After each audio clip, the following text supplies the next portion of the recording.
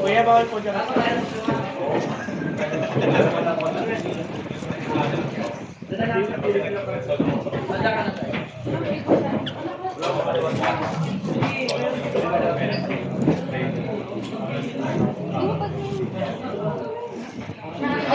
Sabi kasi natin, mag-work ko na hanap na lang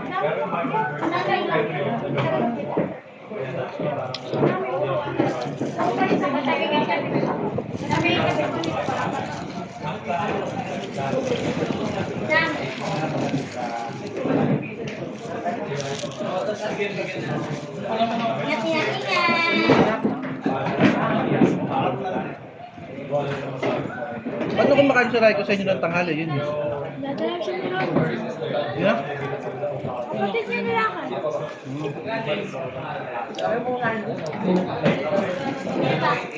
Ano ba sa ka? Lima. Saka yung dalawa. Apat. Meron pa? Nakasara kasi pinto ah.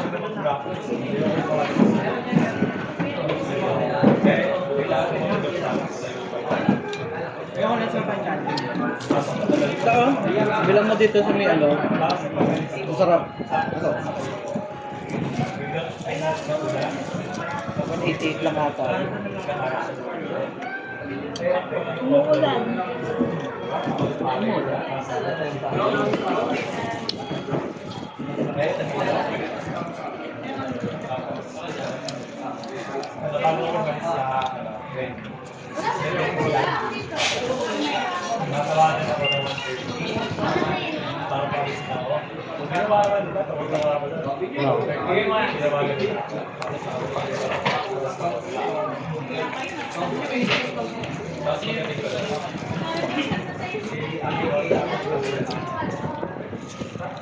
Talagang nangyari si Papa.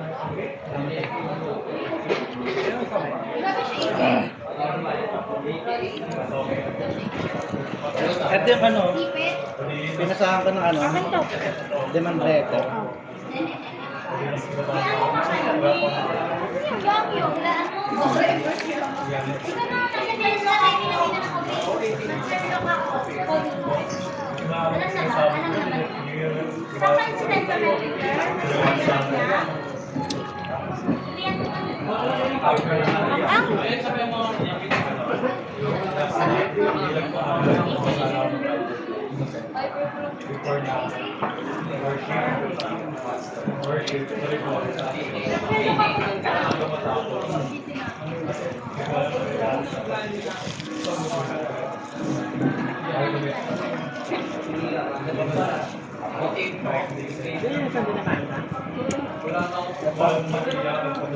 Pagkain dun sa may ano.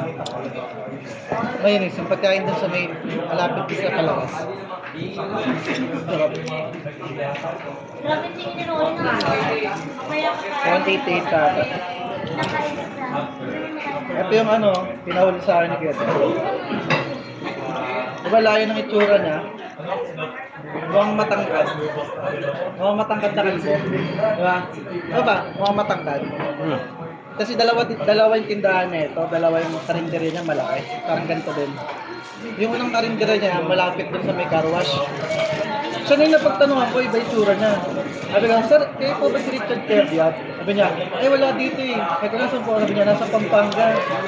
Sabi niya, may papaisuyo po ba kayo? Sabi ko, alam ko siya uwi. Sabi niya, baka mamaya o bukas pa. Tapos pumunta ako sa kabilang karinderya niya.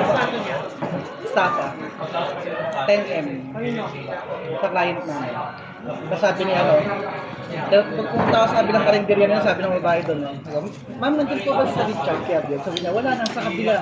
Yun na yun. Tumakbo ako, pabalik. Pagdating ko yung direkta na akong babae, nandun na rin. Nakita ko, lumalabas ang car wash, naka-overdrive na to. Nasa tatakbo.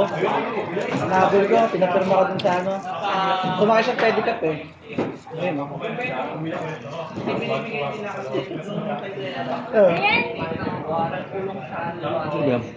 Hindi ka sa Testapa? Sabi niya, kailan babayaran niya? Pero may last day pa yun. Alam niyo, Bakit? Last day na yung alam ko ni Pinareceive ko lang. Kailangan na kinayan. Para makasuhan siya. Ano meron kayo? Nakukulong na siya. Sino ba silang pila? Sa kanya ka lang hindi ng pila. Sabi ko dyan. Pag may nasingil yun, magkakaroon ako ng kapas. Okay pala yan. Project second talbog.